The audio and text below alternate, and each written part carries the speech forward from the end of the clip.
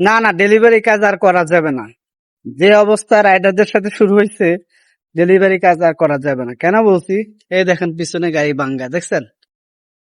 গাড়ি ফজরের আগে 4টা বাজে রাখা গেছি ভালো, এখন আইসা দেখি এই যে গাড়ির গ্লাস ভাঙ্গা রাখছে।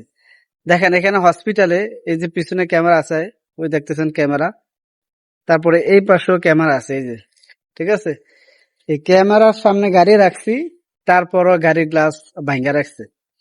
শুধু যে আমার গাড়ি ভাঙছে তা না, এরকম ভাবে প্রতিনিয়ত শুধুমাত্র ডেলিভারি রাইডারদের গাড়িগুলা এইভাবে গ্লাস ভেঙে ভেঙে ভিতরে কি আছে না আছে ওগুলা নিয়ে যায়। তো এই যদি হয় পরিস্থিতি, তাহলে আমরা কিভাবে কাজ করব?